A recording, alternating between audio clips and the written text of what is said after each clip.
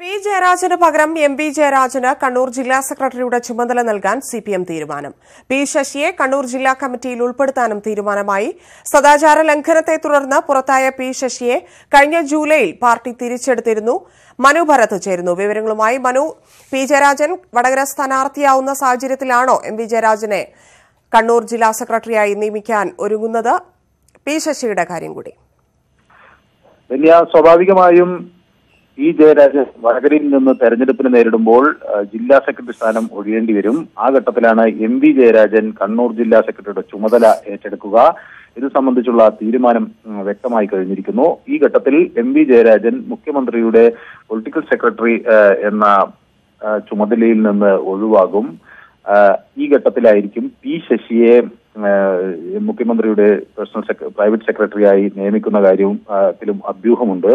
എന്നാൽ ഇക്കാര്യത്തിൽ വ്യക്തമായൊരു തീരുമാനം ഉണ്ടായിട്ടില്ല. പി ശശിയെ കൂടുതൽ നേതൃരംഗത്തേക്ക് കൊണ്ടുവരാനുള്ള ഒരു ശ്രമമാണ് ഇപ്പോൾ നടക്കുന്നത്. അദ്ദേഹത്തെ മുൻപ് പാർട്ടിയിൽ നിന്നും സദാചാര ലംഘനത്തെ തുടർന്ന് പുറത്താക്കിയിരുന്നു. 2011 സംഭവിച്ചത്. ഏതായാലും കഴിഞ്ഞ ജൂലൈയിൽ അദ്ദേഹം തിരിച്ചെടുക്കുകയും തലശ്ശേരി ഏരിയയ്ക്ക് കീഴിലുള്ള ബ്രാഞ്ചിലെ അംഗമായി തുടരുകയും ചെയ്തിരുന്നു. പിന്നീട് അദ്ദേഹത്തെ ഇന്ത്യൻ ലോയേഴ്സ് യൂണിയൻ എന്ന പാർട്ടിയുടെ അഭിഭാഷകരുടെ സംഘടനയുടെ ജില്ലാ പ്രസിഡന്റായി തെരഞ്ഞെടുത്തിരിക്കുന്നു. അതിനുശേഷമാണ് പി ശശി വീണ്ടും ജില്ലാ കമ്മിറ്റിയിലേക്ക് വരുന്നത്. തെരഞ്ഞെടുപ്പാകുന്നതോടുകൂടി പി ശശി തെരഞ്ഞെടുപ്പ് രംഗത്ത് കൂടുതൽ സജീവമായി പ്രവർത്തിക്കും എന്നാണ് പൊതുവെയുള്ളൊരു വിലയിരുത്തൽ.